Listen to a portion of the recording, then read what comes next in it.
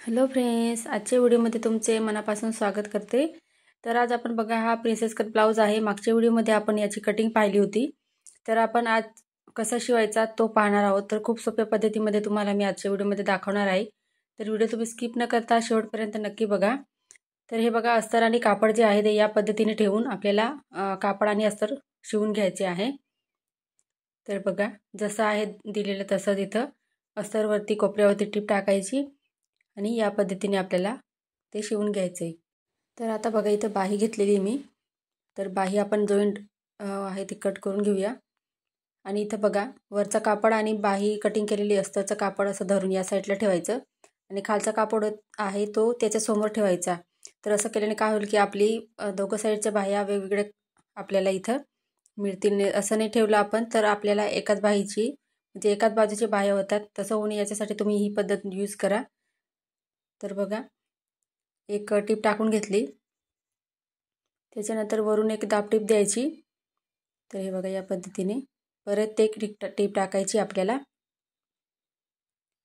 असं केल्याने काय होईल की आपलं बाही जी आहे ती एकदम फिनिशिंगमध्ये व्यवस्थित दिसेल ती, आणि कापड आणि अस्तरसुद्धा व्यवस्थित जॉईंट होईल।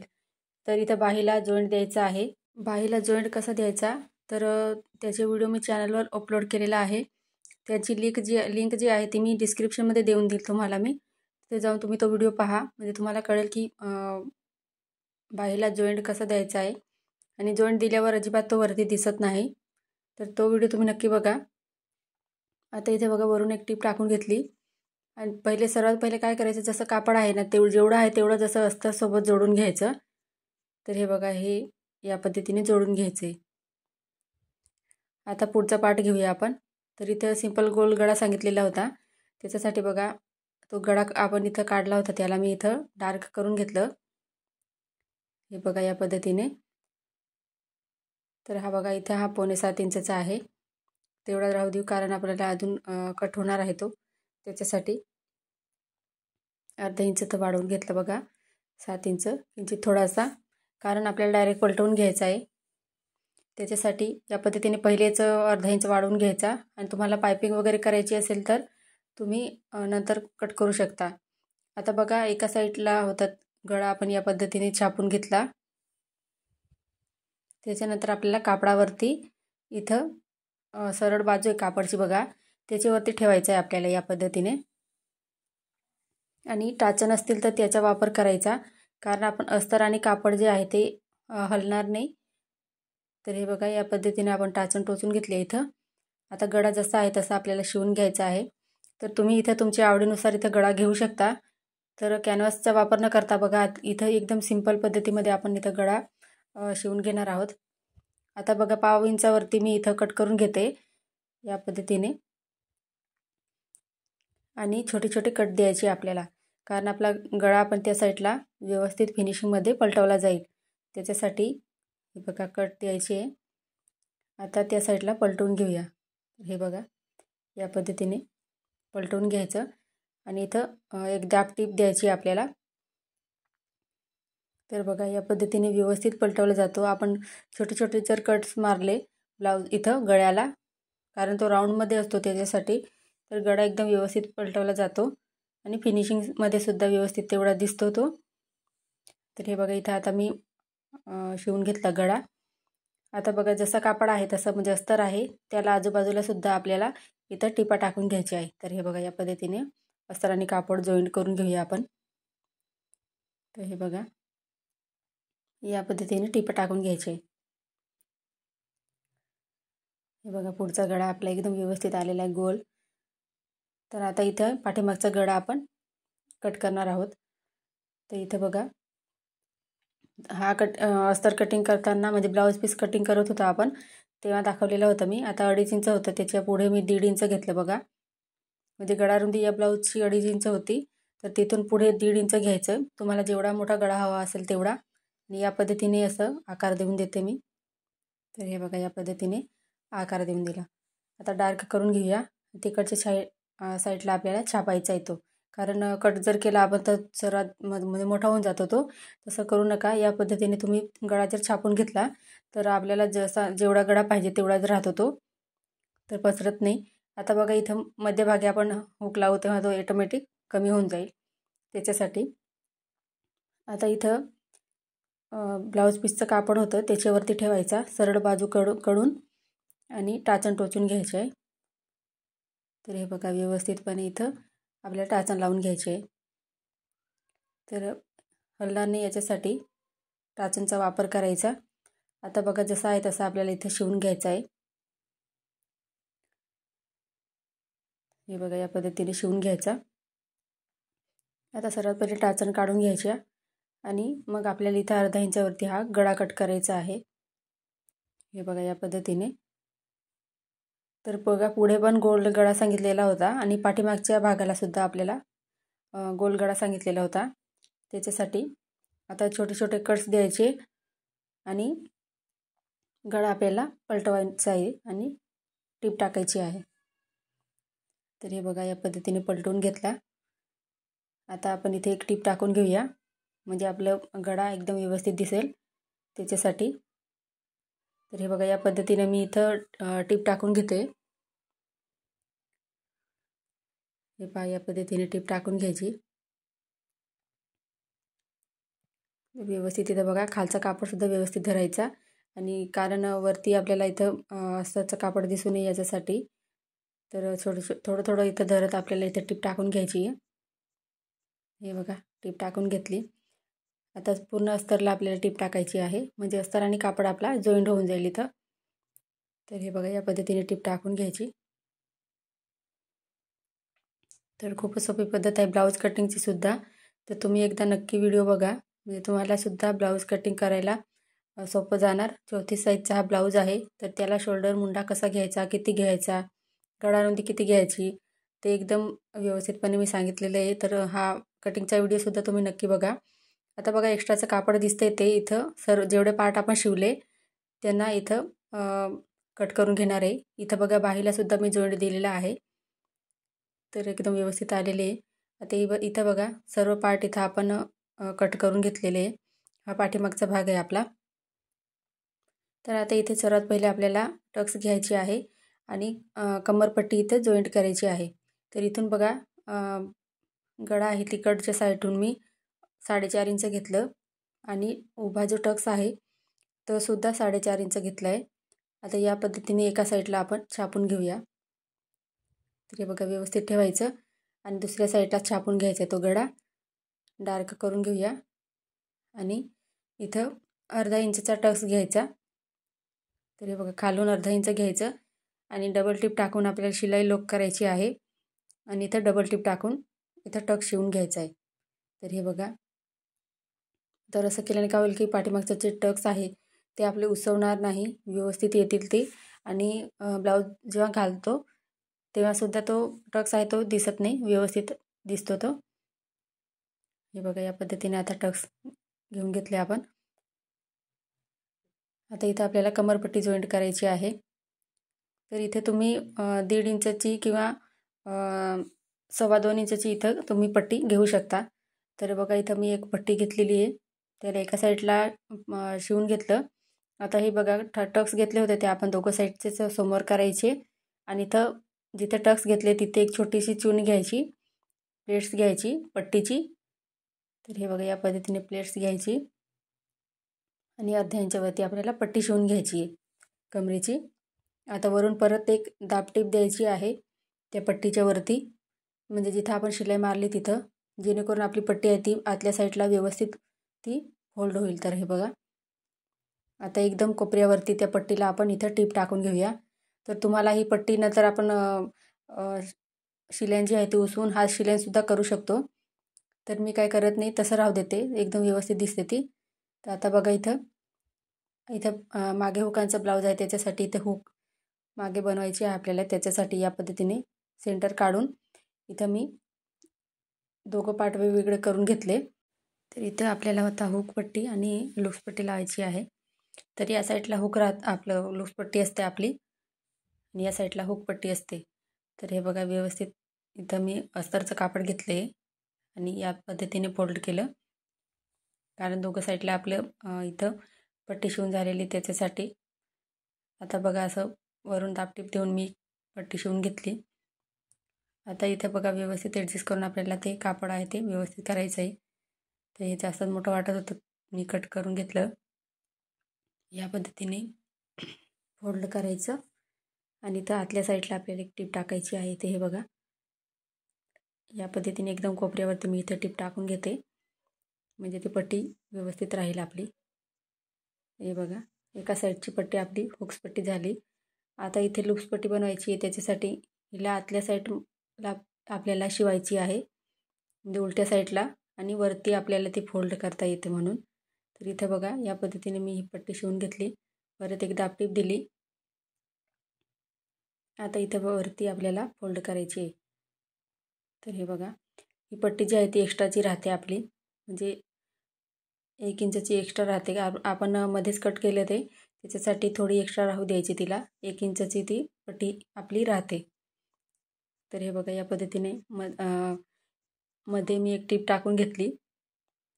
आणि त्याच्यानंतर आपण इथं बघा लगेच आय बनवून घेऊया.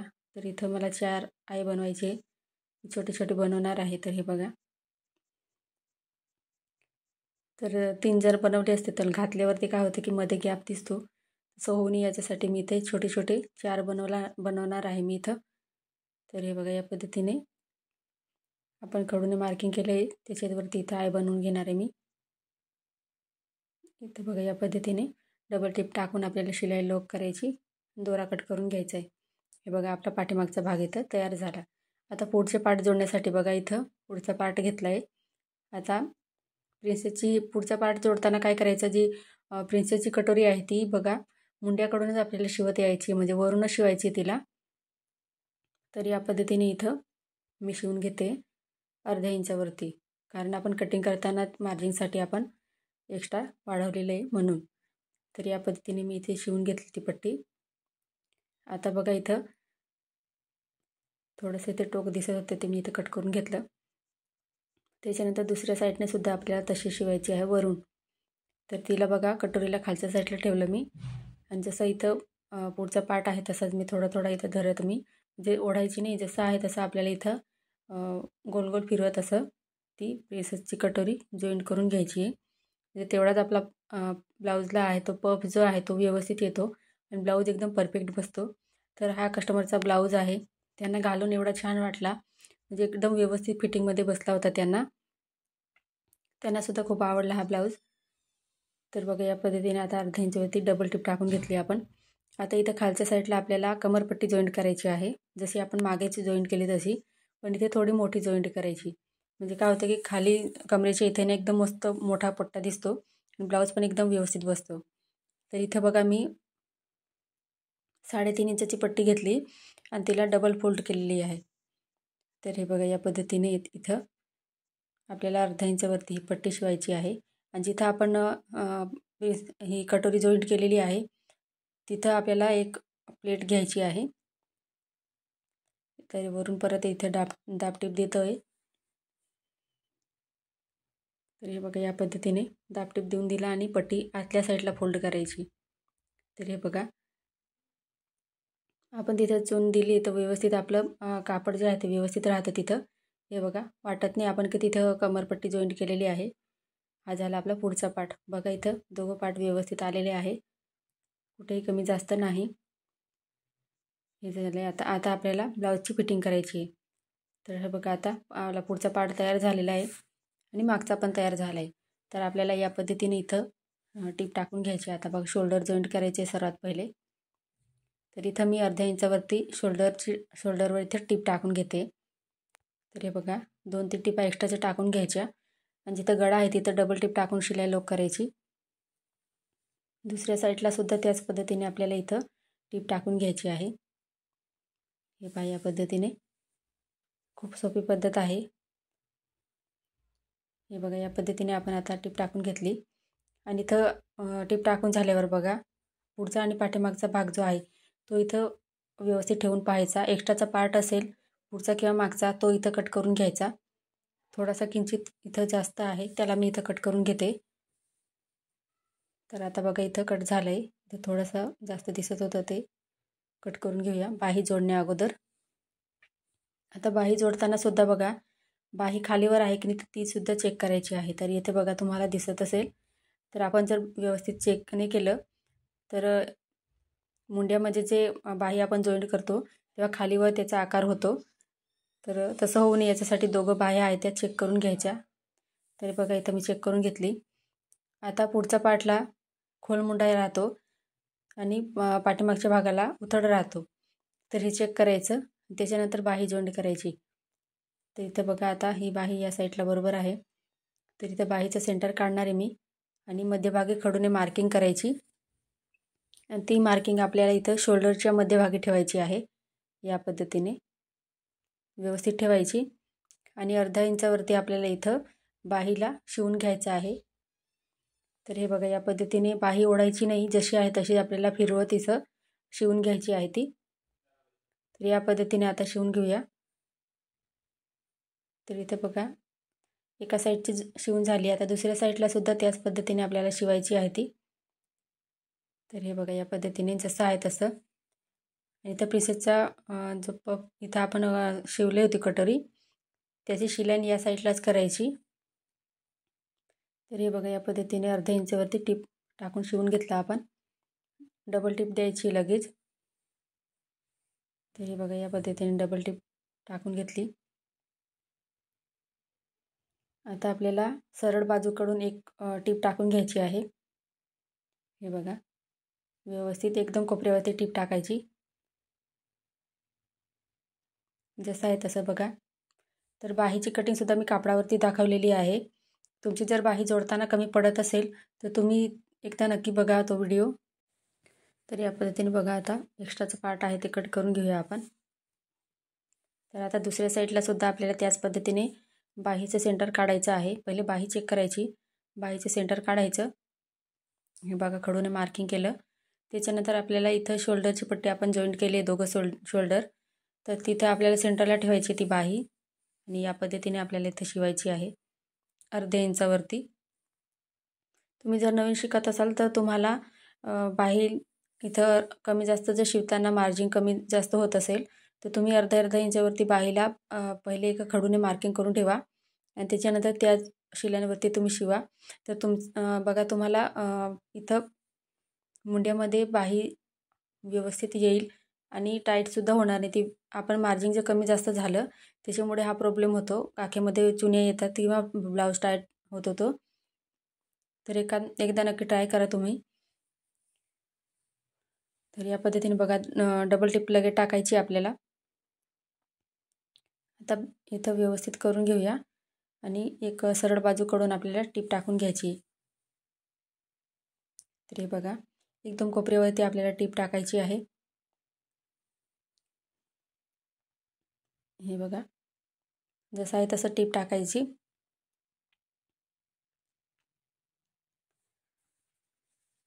एक्स्ट्राचं कापड दिसते ते कट करून घेऊया इथं. हे बघा एकदम टिप सरळ आलेली आपली. आता ब्लाऊजला उलट्या साईडने फिरून घेऊया म्हणजे आपल्याला फिटिंगची मापं टाकायला सोपं जाईल त्याच्यासाठी. आता इथं बघा एकदम कोपऱ्यावरती आपल्याला टिप टाकून घ्यायची आहे. त्याच्यामुळे काय होईल की आपल्याला मापं टाकायला एकदम सोपं जाईल. तर तुम्हाला ब्लाऊजची फिटिंग व्यवस्थित जमत नसेल तर तुम्ही हा व्हिडिओ नक्की बघा. बरेचसे व्हिडिओ मी इथं ब्लाऊज फिटिंग कसं करायचं त्याच्यावर टाकलेले आहे. तर बघा व्यवस्थित या पद्धतीने एकदम कोपऱ्यावरती टिप टाकून घ्यायची. इथं बघा फिटिंगची टिप आहे ती सरळ आलेली आपली. दुसऱ्या साईडने सुद्धा त्याच पद्धतीने मी इथे टिप टाकून घेते. तर हे बघा फिटिंग टाकायच्या अगोदर काय करायचं कोपऱ्यावरती एकदम टिप टाकायची म्हणजे आपण सरळ बाजूने जी टिप टाकली होती ती इथं लोक होऊन जाईल म्हणून.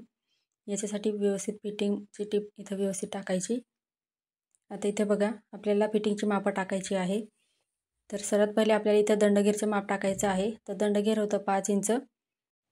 त्याच्यानंतर बघा हा 4थी साईजचा ब्लाऊज आहे. तर छातीचा चौथा भाग इथं 8.5 इंच घेतला आणि कमरेचं माप टाकताना काय करायचं तुमचं इथं मार्जिन तुम्ही 1.5 इंच घेतली असेल तर 1.25 इंच घ्यायची कारण आपण मध्ये एक टीप टाकली त्याच्यासाठी.